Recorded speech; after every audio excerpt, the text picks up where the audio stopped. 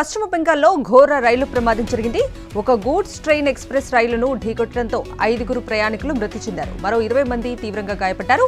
ప్రమాదం కారణంగా రైలులోని 2 బోగీలు పట్టాలు తప్పాయి. ప్రమాదం జరిగిన వెంటనే బోగీలు చెల్లాచెదురుగా పడిపోయాయి. ఒక రైలు బోగి మరో బోగిపైకి ఎక్కడంతో ఆ దృశ్యాలు భయానకంగా ఉన్నాయి. పశ్చిమ బెంగాల్లోని డార్జిలింగ్ జిల్లాలో ప్రమాద ఘటన జరిగింది. పశ్చిమ బెంగాల్లో 2 రైళ్లు ఒకే ట్రాక్ పైకి రావడంతోనే ఘోర ప్రమాదం జరిగిందని స్థానికులు తెలిపారు. అంతేగాక రైళ్లు బలంగా ఢీకొనటం వల్ల ప్రమాద తీవ్రత పెరిగిందని తెలిపారు. ఈ ఘటనతో ఆ మార్గంలో ప్రయాణించే పలు రైళ్లను అధికారులు దారి మళ్లించారు. ప్రమాద తీవ్రతకు గూడ్స్ బోగీలు చెల్లాచెదురుగా పడిపోగా ఎక్స్ప్రెస్ రైలు బోగీలు 2 పట్టాలు తప్పాయి. ఒక బోగి గాల్లోకి లేవటం ప్రమాద తీవ్రతకు అద్దం పడుతోంది. ప్రమాదం గురించి సమాచారం అందుకున్న రైల్వే పోలీసులు వెంటనే ఘటనా స్థలానికి చేరుకుని సహాయక చర్యలు చేపడుతున్నారు. క్షతగాత్రులను బయటకు తీసి సమీపంలోని ఆసుపత్రికి తరలిస్తున్నారు. వీరిలో కొందరి పరిస్థితి విషమంగా ఉంది. రైలు ప్రమాద ఘటనపై పశ్చిమ బెంగాల్ సీఎం మమతా బెనర్జీ తీవ్ర దిగ్భ్రాంతిని వ్యక్తం చేశారు. రెస్క్యూ టీం వెంటనే రంగంలోకి దిగి సహాయక చర్యలు చేపట్టాలని ఆమె ఆదేశాలను జారీ చేశారు. అంబులెన్స్లను, మెడికల్ టీంలను ఘటనా స్థలానికి పంపారు. యుద్ధ ప్రాతిపదికన సహాయక చర్యలు చేపట్టాలని మమతా బెనర్జీ అధికారులను ఆదేశించారు. రైలు ప్రమాదంపై కేంద్ర మంత్రి అశ్విని వైష్ణవ్ ట్వీట్ చేశారు. రైలు ప్రమాదం బాధాకరమన్నారు. ఎస్డీఆర్ఎఫ్, ఎన్డీఆర్ఎఫ్ రంగంలోకి దిగి సహాయక చర్యలు చేపట్టాయని తెలిపారు. ముస్లిం సోదరులకు ఏపీ సీఎం చంద్రబాబు నాయుడు బక్రీద్ శుభాకాంక్షలు చెప్పారు. స్వార్థం, అసూయ, రాగద్వేషాలను విడిచిపెట్టి మానవుల్లో త్యాగ నిరతిని వ్యాపింపచేయటమే బక్రీద్ పండుగ ముఖ్య ఉద్దేశమన్నారు. ముస్లిం సోదర సోదరీమణులకు వైఎస్ఆర్సీపీ అధ్యక్షులు మాజీ సీఎం వైఎస్ జగన్ బక్రీద్ శుభాకాంక్షలు తెలిపారు. త్యాగ నిరతికి, ధర్మబద్ధతకు, దాతృత్వానికి బక్రీద్ ప్రతీకగా నిలుస్తుందన్నారు. దైవ ప్రవక్త ఇబ్రహీం త్యాగాన్ని స్మరించుకుంటూ ఈ పండుగను జరుపుకుంటారన్నారు. అల్లా ఆశీస్సులు ప్రజలందరికీ ఎప్పుడూ ఉండాలని వైఎస్ జగన్ అభిలాషించారు. అనంతపురం మేయర్ మహ్మద్ వాసింకు అరుదైన గౌరవం దక్కింది. బ్రిక్స్ దేశాల స్థానిక సంస్థల ప్రజాప్రతినిధుల సమావేశంలో పాల్గొనాలని వాసింకు ఆహ్వానం అందింది. ఈ నెల 21న రష్యాలో జరిగే ఈ సమావేశానికి జైపూర్, త్రిశూర్, కాలికట్, నాగర్కోయల్ మేయర్లతో పాటు ఏపీ నుంచి అనంతపురం మేయర్ మహ్మద్ వాసిం హాజరు కానున్నారు. మాజీ సీఎం వైఎస్ జగన్మోహన్ రెడ్డి హయాంలో జరిగిన మంచిని రష్యా సమావేశంలో వివరిస్తానని వాసిం తెలిపారు. టీడీపీ ఏపీ రాష్ట్ర అధ్యక్షుడిగా గాజువాక ఎమ్మెల్యే పల్లా శ్రీనివాసరావు నియమితులయ్యారు. ఈ మేరకు ఆ పార్టీ అధినేత చంద్రబాబు ఆదేశాలు జారీ చేశారు. ప్రస్తుతం ఏపీ అధ్యక్షుడిగా ఉన్న కింజారపు అచ్చెన్నాయుడికి మంత్రిగా అవకాశం కల్పించడంతో కొత్త అధ్యక్షుడిగా పల్లా శ్రీనివాసరావును నియమించారు. ఏపీ శాసనసభ స్పీకర్ పదవి అయ్యన్న పాత్రుడిని వరించింది. అయ్యన్న పాత్రుడి పేరు టీడీపీ అధినేత చంద్రబాబు ఫైనల్ చేశారు. బుచ్చయ్య చౌదరి, కళా వెంకట్రావుకు ఇస్తారని ప్రచారం జరిగినప్పటికీ చివరికి అయ్యన్న పాత్రుడి వైపే బాబు మొగ్గు చూపారు. డిప్యూటీ స్పీకర్ పదవి జనసేనకు చెందిన మాధవికి ఇచ్చే అవకాశం ఉంది. తూర్పుగోదావరి జిల్లా గోపాలపురం మండలం తల్లాడ దేవరపల్లిలో ఈదురుగాలులు విధ్వంసం సృష్టించాయి. జాతీయ రహదారిపై ఉన్న భారీ వృక్షాలు నేల కూలటంతో భారీగా ట్రాఫిక్ జామ్ అయింది. వెంటనే అధికారులు చెట్లను తొలగించి ట్రాఫిక్ ను క్లియర్ చేశారు. ఇటు గోపాలపురం గ్రామంలో పడిన పిడుగుకు 2 గేదెలు మరణించాయి. కాకినాడ జిల్లాలో ఉరుములు, మెరుపులతో కూడిన భారీ వర్షం పడింది. కొత్తపల్లి మండలం వాకతిప్ప గ్రామంలో 2 కొబ్బరి చెట్లపై పిడుగులు పడ్డాయి. దీంతో చెట్ల పైభాగంలో మంటలు చెలరేగాయి. ఎలాంటి ప్రాణ ఆస్తి నష్టం జరగకపోయినా పిడుగులను చూసి గ్రామస్తులు భయాందోళన చెందారు. శ్రీశైలం జలాశయానికి ఎగువ నుంచి వరద నీరు ప్రారంభమైంది. సుంకేశ్వరం నుంచి 6,560 క్యూసెక్ల నీరు శ్రీశైలం జలాశయానికి వచ్చి చేరుతోంది. దీంతో జలాశయంలో నీటి మట్టం క్రమంగా పెరుగుతోంది. వరద నీటి రాకతో జలాశయంలో జలకళ సంతరించుకుంది. శ్రీశైలం జలాశయం పూర్తిస్థాయి నీటి మట్టం 885 అడుగులు కాగా ప్రస్తుతం 812 అడుగులకు నీరు చేరుకుంది. వరుస సెలవుల నేపథ్యంలో శ్రీశైలం ఆలయానికి భక్తుల రద్దీ పెరిగింది. భ్రమరాంబ సమేత శ్రీ మల్లికార్జున స్వామిని దర్శించుకునేందుకు భారీగా భక్తులు తరలివస్తున్నారు. తెలుగు రాష్ట్రాలతో పాటు కర్ణాటక నుంచి కూడా భక్తులు రావడంతో శ్రీశైలం భక్తజన సంద్రంగా మారింది. వెల్లువలా తరలివచ్చిన లక్షలాది మంది భక్తులు స్వామి దర్శనం కోసం క్యూ లైన్లలో వేచి ఉన్నారు. రుద్రాభిషేకం, కుంకుమార్చన, ప్రత్యేక పూజలు చేసి మొక్కులు చెల్లించుకుంటున్నారు.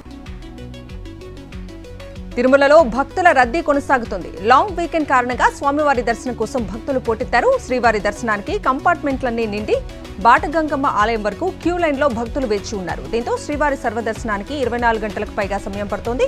నిన్న 69,000 మందికి పైగా భక్తులు స్వామివారిని దర్శించుకున్నారు. దీంతో హుండీ ఆదాయం 4 కోట్లు వచ్చినట్లు టీటీడీ తెలిపింది.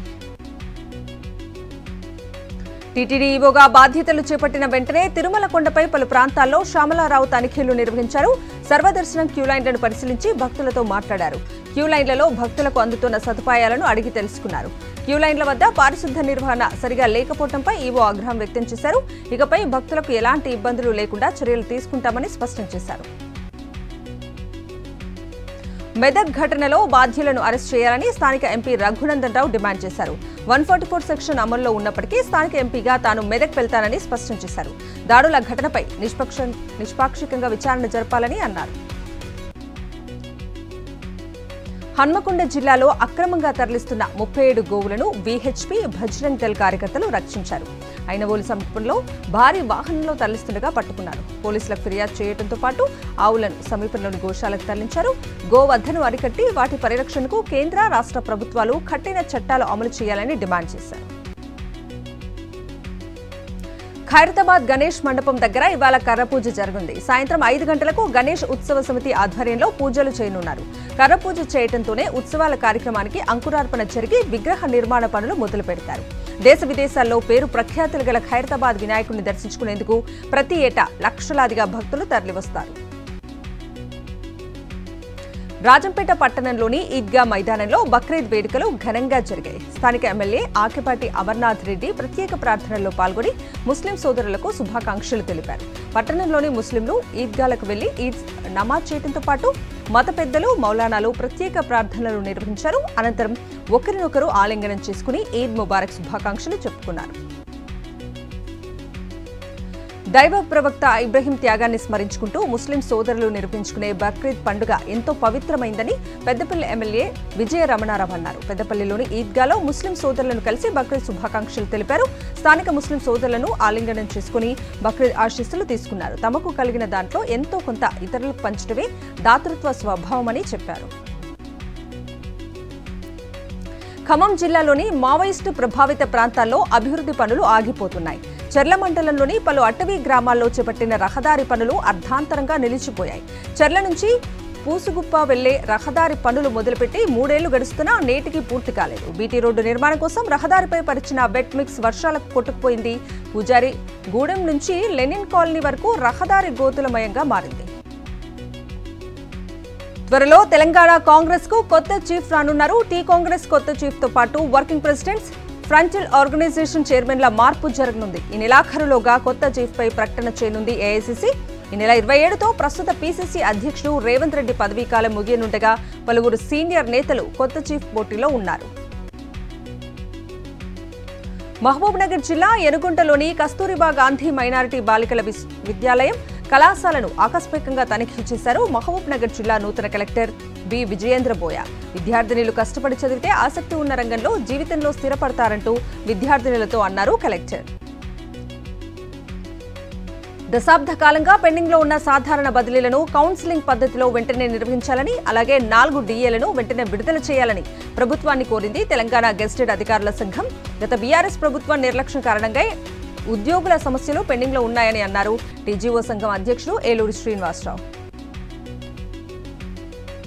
వనపర్తి జిల్లా కొత్తకోట మదనాపురం మండలాల్లో సరళసాగర్ లిఫ్ట్ మోటార్ ఆన్ చేసి భీమా ఫేజ్ 2 పంప్ హౌస్ నుంచి నీటిని విడుదల చేశారు దేవరకద్ర ఎమ్మెల్యే జి మల్సూదన్ రెడ్డి. అప్పటి కాంగ్రెస్ ప్రభుత్వంలో మాజీ సీఎం డాక్టర్ రాజశేఖర రెడ్డి ప్రాజెక్టులను నిర్మించడం వల్లే నేడు పాలమూరు జిల్లా రైతాంగానికి సాగునీరు తాగునీరు అందుతోందని అన్నారు MLA G Malsudan Reddy. Phone tapping కేసులో దర్యాప్తును ముమ్మరం చేశారు పోలీసులు. ఫోన్ ట్యాపింగ్ లో కీలక పాత్ర వహించిన ఎస్ఐబి మాజీ chief Prabhakar Rao, channel MD Shravan రావులను త్వరలోనే అమెరికా నుంచి తీసుకొచ్చేందుకు ప్రయత్నాలు చేస్తున్నారు. కొండాపూర్ కన్సర్వెన్ ఇన్నోవేషన్ ల్యాబ్స్ లో సోదాలు చేపట్టిన పోలీసులు టెక్నికల్ ఆధారాలు సేకరించి ఫోరెన్సిక్ ల్యాబ్ కు పంపించారు. వరుస ఎన్కౌంటర్ల నుంచి తప్పించుకునేందుకు మావోల ఎత్తుగడలు వేస్తున్నారు. ఛత్తీస్గఢ్ సుకుమా జిల్లాలో పోలీసులు స్వాధీనం చేసుకున్న మావోల డంప్ లో స్నిపర్ జాకెట్ సెట్ బయటపడింది. దీంతో మావోలు అత్యాధునిక టెక్నాలజీ వినియోగిస్తున్నారని తెలిసి పోలీసులు ఆశ్చర్యం వ్యక్తం చేస్తున్నారు. వరంగల్ జిల్లాలో అక్రమ మట్టి దందా అడ్డు అదుపు లేకుండా సాగుతోంది. చెరువుల్లో మట్టిని తరలించి అక్రమార్కులు సొమ్ము చేసుకుంటున్నారు. వర్ధన్నపేట, ఉప్పర్పల్లి చెరువుల్లోని మట్టిని యథేచ్ఛగా లూటీ చేస్తున్నారు. పగలు రాత్రి తేడా లేకుండా టిప్పర్ల ద్వారా తరలిస్తున్నారు. విజయవాడలో ఒక భారీ లారీ బోల్తా పడింది. చెన్నై నుంచి వస్తూ కృష్ణలంక కరకట్ట మీద ఫ్లైవుడ్ లారీ ఒరిగిపోయింది. వారధి వద్ద గల ఎం హోటల్ ఎదురుగా ఈ ప్రమాదం జరిగింది. ఈ ప్రమాదంలో ఎవరికీ ప్రాణాపాయం కలక్కపోవడంతో అందరూ ఊపిరి పీల్చుకున్నారు. తెల్లవారుజామున 4 గంటలకు ప్రమాదం జరగగా వెంటనే పోలీసులు సహాయక చర్యలు చేపట్టారు. ఏపీలో టీడీపీ నేతల దుర్మార్గాలు ఆగటం లేదు. శ్రీ సత్యసాయి జిల్లా రామగిరి మండలం నసనకోటలో వైఎస్ఆర్సీపీ కార్యకర్త పోలింగ్ బూత్ ఏజెంట్ జగదీష్ ను కిడ్నాప్ చేయడానికి ప్రయత్నించారు. అయితే కుటుంబ సభ్యులు, బంధువులు అడ్డుకోవడంతో టీడీపీ నేతలు వెళ్లిపోయారు. కిడ్నాప్ యత్నంపై పోలీసులకు బాధితులు ఫిర్యాదు చేయగా రామగిరి పోలీసులు విచారణ చేపట్టారు. కరీంనగర్లోని తెలంగాణ చౌక్ వద్ద పలు సంఘాల నాయకులు కొవ్వొత్తుల ర్యాలీ చేపట్టారు. కరీంనగర్ జిల్లా సుల్తానాబాద్ చిన్నారి హత్యాచార నిందితుడిని ఉరి తీయాలంటూ నినాదాలు చేశారు. సూర్యాపేట జిల్లా నేరేడ్చర్లలో ఎంఆర్ఓ ఆఫీసులో పనిచేసే జూనియర్ అసిస్టెంట్ ఇంట్లో చోరీకి పాల్పడ్డారు దొంగలు. 10 తులాల బంగారం, అరకిలో వెండితో పాటు ఒక కలర్ టీవీ, ఇతర వస్తువులను ఎత్తుకెళ్లారు. అనంతరం బాధితుల ఫిర్యాదుతో కేసు నమోదు చేసుకుని దర్యాప్తు చేపట్టారు నేరేడుచర్ల పోలీసులు. నీట్ పేపర్ లీక్ వ్యవహారంలో ఒకవేళ నేషనల్ టెస్టింగ్ ఏజెన్సీ అధికారులది తప్పని తేలితే వదిలే ప్రసక్తే లేదన్నారు కేంద్ర మానవ వనరుల శాఖ మంత్రి ధర్మేంద్ర ప్రధాన్. పేపర్ లీక్ కు సంబంధించి 2 చోట్ల అక్రమాలు వెలుగు చూశాయన్నారు. ఈ విషయంలో ప్రభుత్వం సీరియస్ గా ఉందని, పేరెంట్స్, విద్యార్థులు ఆందోళన చెందొద్దన్నారు. జమ్మూ కాశ్మీర్లో కేంద్రం అత్యవసర సమీక్షను నిర్వహించింది. కొద్ది రోజులుగా కాశ్మీర్లో ఉగ్ర దాడులు పెరిగిపోయాయి. దీంతో కూంబింగ్ వేగవంతం చేయాలని కేంద్ర హోంశాఖ సూచించింది. అమర్నాథ్ యాత్రకు గట్టి భద్రతను కల్పించాలని కేంద్రం నిర్ణయించింది. జమ్మూ కాశ్మీర్లో ఉగ్రవాదుల ఏరువేతకు అదనపు బలగాలను తరలించాలని కేంద్రం నిర్ణయించింది. ఢిల్లీలో నీటి సంక్షోభంపై ప్రజాగ్రహం కట్టలు తెంచుకుంది. ఛతాపూర్లోని జల్ బోర్డు కార్యాలయం దగ్గర ఉద్రిక్తత చోటు చేసుకుంది. నీటి సంక్షోభాన్ని నిరసిస్తూ పెద్ద ఎత్తున బీజేపీ కార్యకర్తలు, ప్రజలు ఆందోళనకు దిగారు. ఈ క్రమంలో అక్కడ కొందరు జల్ బోర్డుపై దాడి చేశారు. కార్యాలయంలోని ఫర్నిచర్ను ధ్వంసం చేశారు. ఈ ఘటనపై బీజేపీ, ఆప్ పరస్పర ఆరోపణలు చేసుకున్నాయి. మహారాష్ట్రలోని నాసిక్లో తీవ్ర నీటి సంక్షోభం ఏర్పడింది. నాసిక్లో ఉన్న 24 డ్యాంలలో 8 ఎండిపోయినట్లు జలమండలి అధికారులు తెలిపారు. ఇక 16 డ్యాంలలో 5,852 ఎంసీఎఫ్టీ నీటి నిల్వలు ఉన్నట్లు ఒక ప్రకటనలో తెలిపారు. ఇక పుణేగావ్, టిస్గావ్, భవాలి, బాల్దేవి, భోజాపూర్, నాగసౌక్యాల్లోని ఆనకట్టలు ఎండిపోయాయి. కర్ణాటక కాంగ్రెస్ ప్రభుత్వం పెట్రోల్, డీజిల్ పై పన్ను భారాలను మోపటం పట్ల ఎన్డీఏ విమర్శలు గుప్పించింది. ప్రజల నుంచి పన్నుల పేరుతో భారీ వసూళ్లకు తెరలేపి జనం వెన్ను విరుస్తోందని కేంద్ర మంత్రి కుమారస్వామి మండిపడ్డారు. ప్రజలు చెల్లించే పన్నులను కాంగ్రెస్ ప్రభుత్వం లూటీ చేస్తుందంటూ దుయ్యబట్టారు. ఈవీఎంలు రద్దు చేయాలంటూ ప్రపంచ కుబేరుడు ఎలన్ మస్క్ సంచలన వ్యాఖ్యలు చేశారు. ఇటీవల పోర్టోరికో దేశంలో ఎలక్ట్రానిక్ ఓటింగ్ మిషన్లలో జరిగిన అవకతవకలపై స్పందించారు. ఎలక్ట్రానిక్ ఓటింగ్ మిషన్లను రద్దు చేయాలంటూ వ్యాఖ్యానించారు. ఈవీఎంలను ఎవరైనా ఏఐ టెక్నాలజీ ఉపయోగించి హ్యాక్ చేసే అవకాశం ఉందని ట్వీట్ చేశారు. ఇది దేశ ప్రజాస్వామ్యాన్ని ప్రమాదంలోకి నెట్టే అవకాశం ఉందన్నారు. మస్క్ చేసిన ఈ ట్వీట్ ఇప్పుడు సోషల్ మీడియాలో వైరల్ గా మారింది. రాహుల్ గాంధీ సైతం ఈవీఎంల విశ్వసనీయతపై స్పందించారు. ముంబై నార్త్ వెస్ట్ లోక్సభ పరిధిలో ఎన్డీఏ అభ్యర్థి ఎంపీ రవీంద్ర వైకర్ బంధువు మంగేష్ ఈవీఎంలను మొబైల్ ఫోన్ ద్వారా ఓటీపీ జనరేట్ చేసి ఓపెన్ చేసిన విధానంపై రియాక్ట్ అయ్యారు. భారత్లోని ఈవీఎంలు బ్లాక్ బాక్స్ అని, వాటిని పరిశీలించడానికి ఎవరికీ అనుమతి లేదంటూ ట్వీట్ చేశారు. ముంబై లాంటి ఘటనలతో ఎన్నికల ప్రక్రియలో పారదర్శకతపై అనుమానాలు వస్తున్నాయంటూ ఆందోళన వ్యక్తం చేశారు. టీమిండియా కొత్త కోచ్ పదవీకాలం ఈ టీ20 ప్రపంచ కప్తో ముగుస్తుంది. జూలై 1 నుంచి కొత్త కోచ్ బాధ్యతలు స్వీకరిస్తారని బీసీసీఐ ప్రకటించింది. అయితే కొత్త కోచ్గా ఎవరొస్తారన్న దానిపై ఉత్కంఠ వీడటం లేదు. ఇక భారత జట్టు కోచ్ పదవికి మాజీ ఓపెనర్ గౌతమ్ గంభీర్ ఎంపిక దాదాపు ఖరారైనట్లు తెలుస్తోంది. కొత్త కోచ్ నియామకం గురించి ఈ నెల చివర్లో బీసీసీఐ అధికారిక ప్రకటన చేయనుంది. భారత మహిళా జట్టు ఓపెనర్ స్మృతి మంధన చరిత్ర సృష్టించింది. వన్డేల్లో 7,000 పరుగుల క్లబ్లో చేరింది. దాంతో ఈ ఫీట్ సాధించిన 2వ మహిళా క్రికెటర్గా మంధాన రికార్డు నెలకొల్పింది. దక్షిణాఫ్రికాతో జరుగుతున్న వన్డేలో 56 పరుగుల వద్ద భారత వైస్ కెప్టెన్ అంతర్జాతీయ క్రికెట్లో 7,000 పరుగుల మైలురాయికి చేరింది. తర్వాత మాజీ కెప్టెన్ మిథాలీ రాజ్ తర్వాత ఈ ఘనత సొంతం చేసుకున్న ప్లేయర్గా మంధాన నిలిచింది.